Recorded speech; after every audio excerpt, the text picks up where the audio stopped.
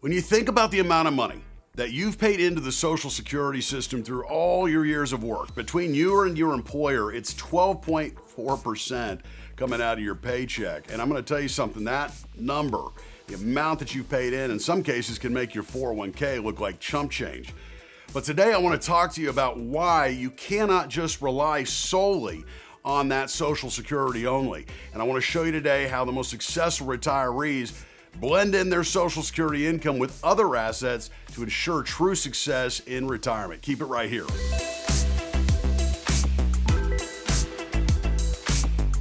Good day, everybody. Chris Heerlein here of REAP Financial, host of Retire Ready TV on KXAN. That's News Channel 36 here in Austin, Texas. And host of Wealth Radio every Saturday on News Radio KLBJ. Today, I'm going to be talking about why you cannot rely on Social Security only. And listen, if you enjoy this channel, hit the subscribe button, click the bell for notifications, and stay tuned with me through the end, because this is one of the biggest reasons you will not want to rely solely on Social Security. So let's dive in. When you retire and the paycheck stops, in most cases, for most retirees, your paycheck, you're likely in your highest earning years walking into those retirement years, that paycheck is likely to be larger than what that Social Security paycheck is going to be when you turn it on.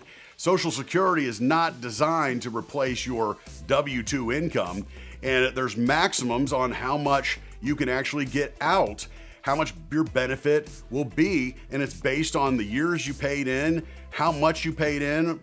Generally, the higher the salary, the more years you paid in, the larger your benefit will be. And between you and your spouse, listen, it could be a meaningful amount. If you and your spouse each have $3,000 each of Social Security, you got, $6,000 a month gross coming in before you even get out of bed in the morning? That's not a bad foundation. And so first and foremost, it's critical that you have a plan on how and when you take your Social Security, because if you take it early or take it at the wrong time, you may leave a lot of money on the table. You may pay unneeded penalties, depending on if you're still earning income and trying to take Social Security at the same time. That can get a little tricky. So it's critical to have a plan, but it's also critical to understand that it's only going to pay you a certain amount, and how are you going to supplement your lifestyle and income outside, or alongside, better said, your Social Security. Another thing to be aware of is your Social Security benefits are taxable. For the majority of retirees out there, you're going to pay tax on Social Security. 85% of the benefit for most retirees, most Americans, 85% of it is taxable at your marginal bracket. So it's critical to have an income plan in retirement designed in a way that you're in control of your tax bracket. You're trying to keep yourself in the lowest tax bracket in retirement. But when you look at that benefit statement, when you get that statement, well, they don't send it in the mail anymore. You got to print it off of SSA.gov, and it's got, your ages on there and the amount that it'll be at a particular age after you've been waiting a deferral and everything else. But you understand that that's the gross number. It's all about the net. You need to understand how much you're actually going to net, and not just the taxes. Keep this in mind. When it comes to Medicare, and most of you will be on Medicare, A, B, D, a supplemental. Medicare, for most people, comes right out of their Social Security payment every month. And your Medicare premiums are based on your income. If you're in higher tax brackets, you may be paying more. So you've got Medicare B premiums, Medicare D premiums. Depending on where you live in this country, you may have drug copays. Then you've got the taxes. Then you got a supplemental.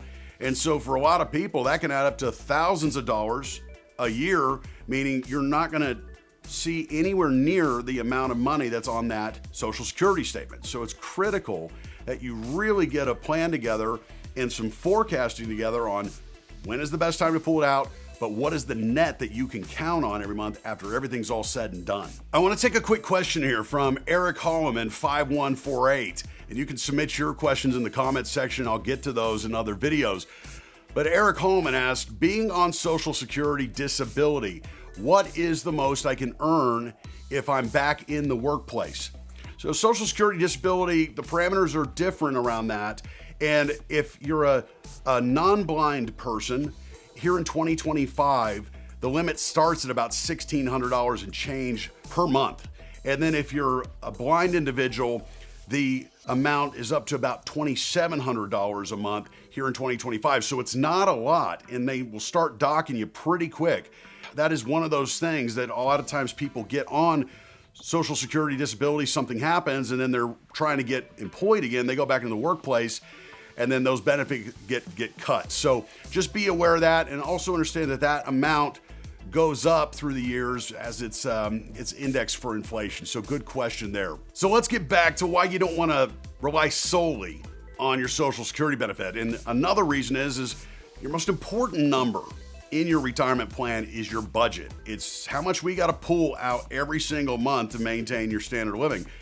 And for a lot of people, that number is it's larger than they think. A lot of people don't work or live on a budget, right, when they're working. But when you retire, there's only so much money, and you got to kind of get a sense of what's going to be going out. Well, Social Security does provide what's called a COLA, or a cost of living adjustment, through the years. Historically, they try to tell you it's keeping up with inflation, but historically it doesn't, because the CPI doesn't take into account a few things that all of us paid for, like fuel, energy, those kind of things. And so what we see is that you do get a bump typically year over year, but it's barely keeping up with inflation.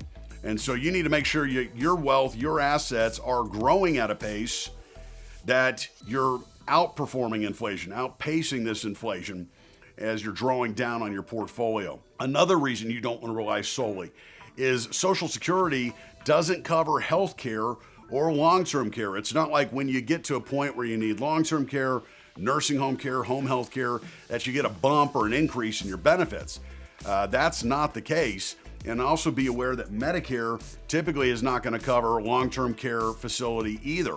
So that's a big misconception. Also, future benefits may be reduced. And I don't want to sound an alarm, but if you read on your Social Security statement, in the fine print, it says, hey, if there's no changes to the Social Security system between now and about 2034, so years to come, they will have to reduce benefits by like 24 or 25%. Now, that would be a major haircut. And I think that there probably will be changes in the Social Security system, but what will those changes be? What will they do to ensure that you are not getting a reduction in benefits? A 24, 25% reduction for the average American retiree would be a major haircut. Definitely lifestyle changing money, not in the increasing lifestyle and the decreasing lifestyle. So just keep in mind that legislative changes, the system can change, and that can impact your future amount. So I want you to click and watch this next video where I talk more about the future of Social Security. Keep it here.